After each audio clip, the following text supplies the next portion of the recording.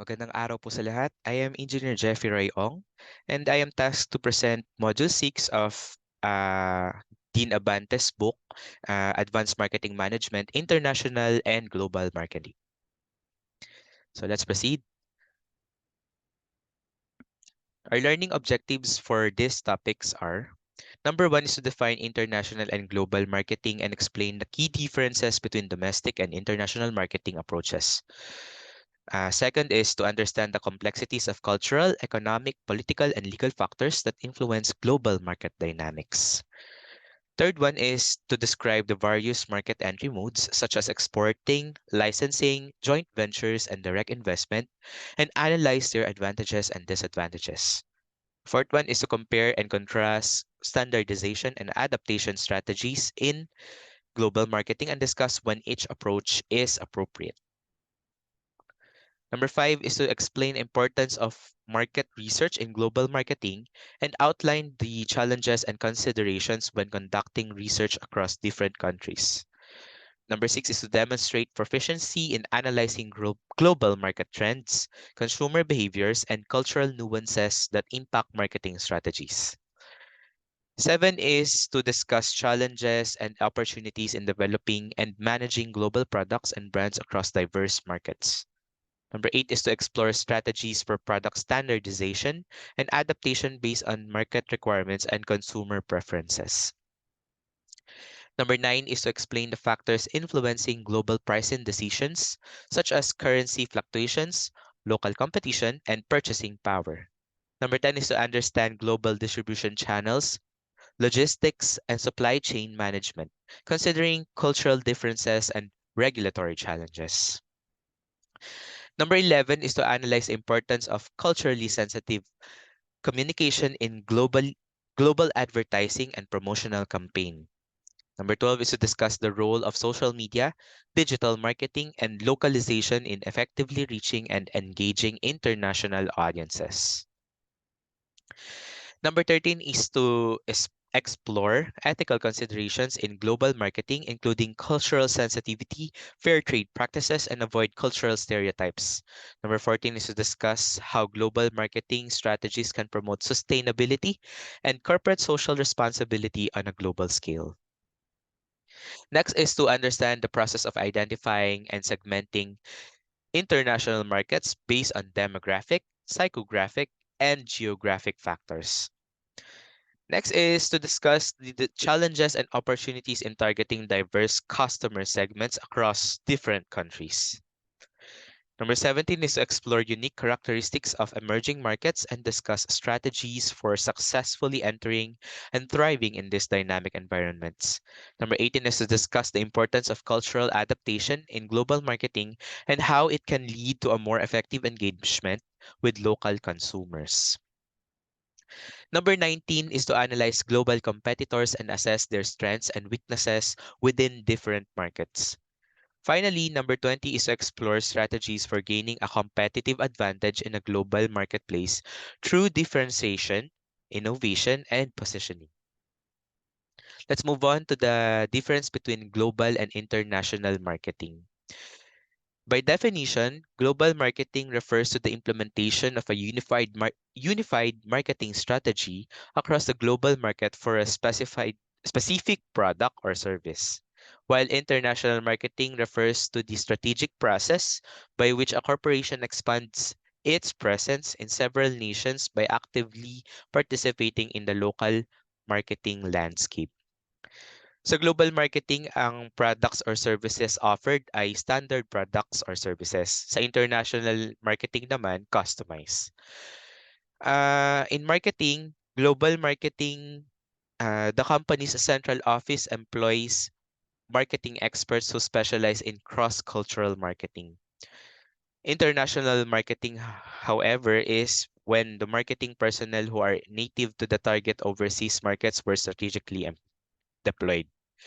In research and development, the need for comprehensive market research is heightened as a result of the company's lack of physical presence in the potential worldwide market for global marketing. Sa international marketing naman, the company's actual presence in the international market allows for a more streamlined research and development process as it can leverage its market analysis capabilities. Sa customer engagement, the sa global marketing, there is a decrease in consumer engagement as a result of the remote nature of the communications and limited customer encounters. Sa international marketing naman, the local presence and utilization of numerous communication channels contribute to a significant level of customer involvement.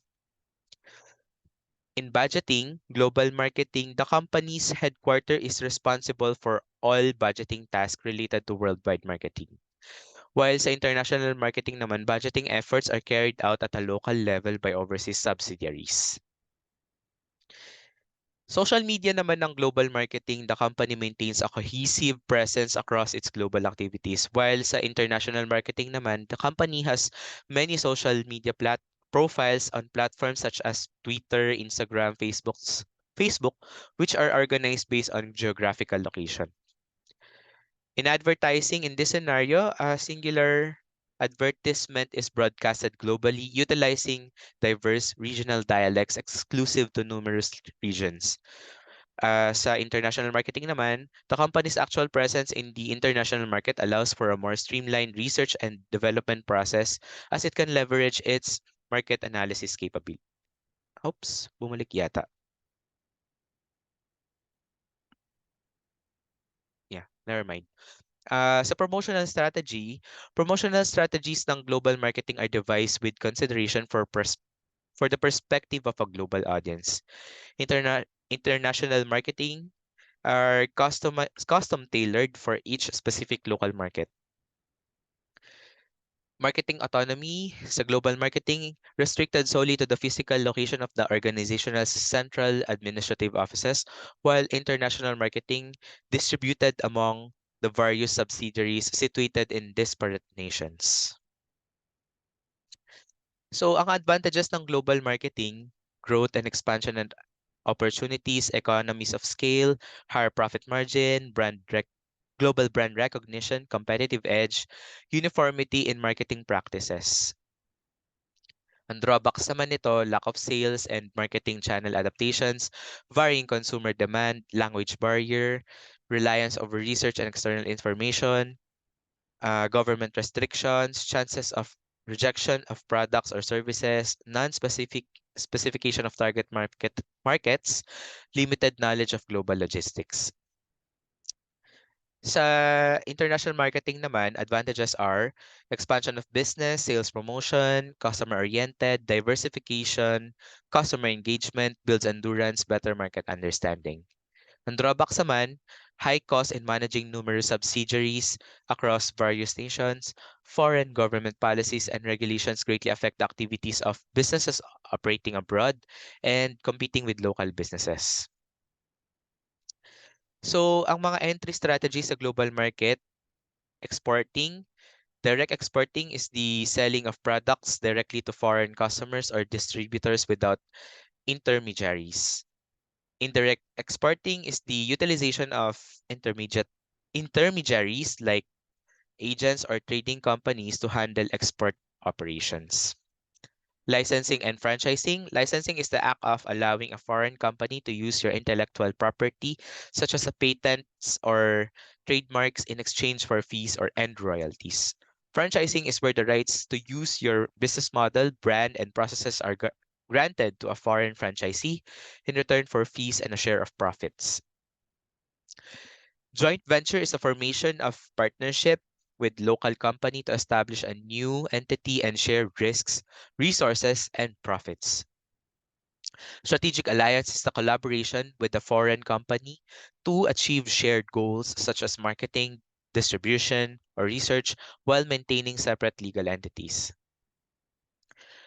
Direct investment or foreign direct investment is the establishment of physical presence in a foreign market through acquisitions, mergers, or setting up of subsidiaries. Greenfield investment is the act of starting a new business in a foreign market from ground up, often involving substantial investment facilities, resources, and infrastructure. Acquisition and mergers is the purchasing for the former, acquisition, merging with an existing local company in the foreign market to quickly gain access to its customer base distribution. Contract manufacturing and outsourcing. Contract manufacturing and outsourcing refers to outsourcing of production to foreign manufacturers, leveraging their expertise and cost advantage. Turnkey projects provide complete solutions to foreign clients, including design, construction, and operation of facility, and transferring it upon completion. Managing contracts is the offering of management expertise to a foreign company for a fee, often in industries like hospitality or tourism. Mga hotel po siguro. This pertains cross-cultural marketing pertains to the implementation of strategies, messages, and campaigns that are specifically customized to effectively engage in distinct cultural audiences of various locations and countries. The process entails comprehending the cultural subtleties, inclinations, actions, and modes of communication exhibited by the intended recipients and afterwards modifying marketing endeavors in accordance with these findings. So, ang challenges naman ng cross-cultural marketing, cultural differences, language barriers, communication styles, consumer behavior, sensitivity and taboos, market research challenges.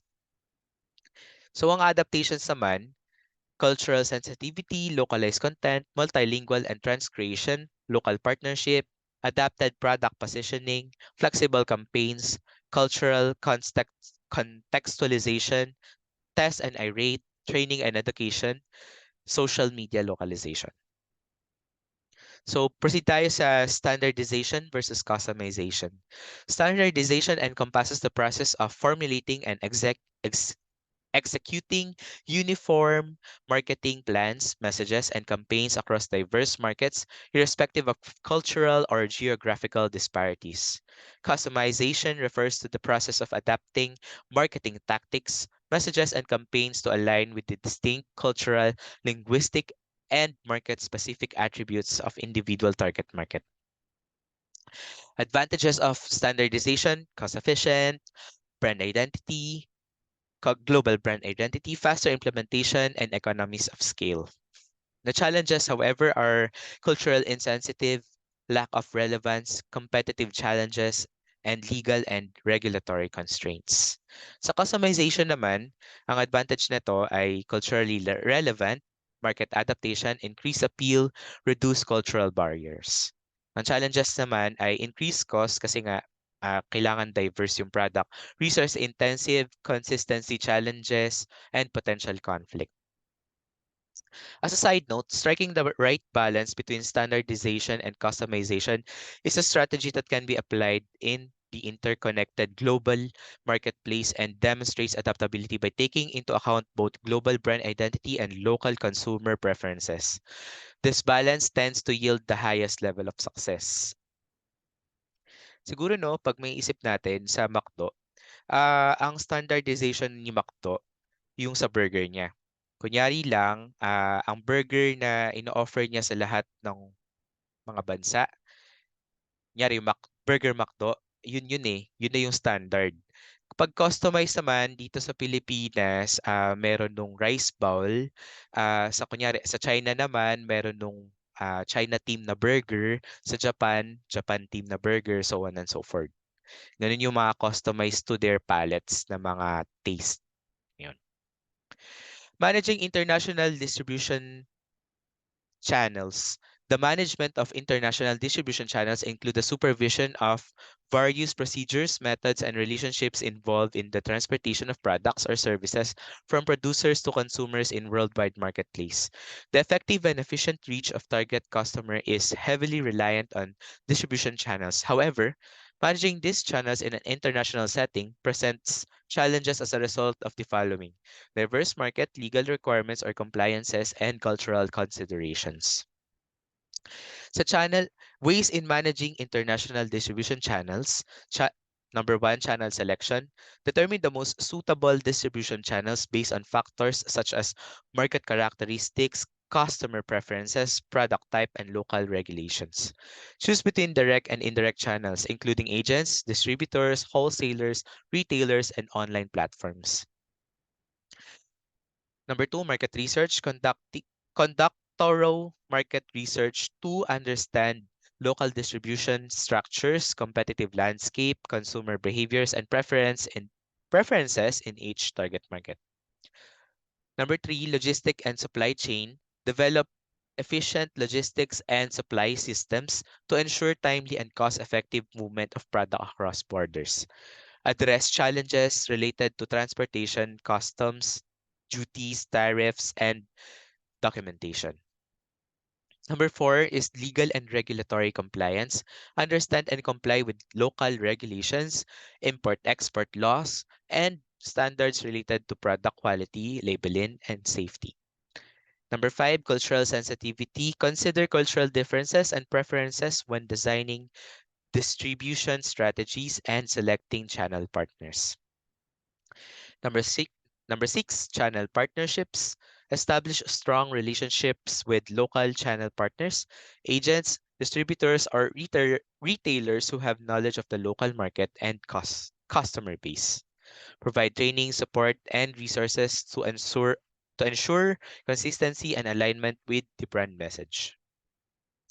Number seven, channel management or implement effective channel management strategies, including pricing, promotion, and inventory management that suit each market's dynamics. Number eight, technology and e-commerce. Leverage technology to manage orders, inventory, and communication with channel partner, especially in e-commerce and online platforms.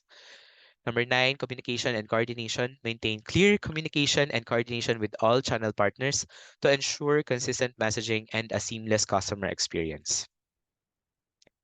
Number 10 is performance evaluation or monitor the performance of distribution channels using KPIs such as sales, market share, customer satisfaction, and distribution efficiency.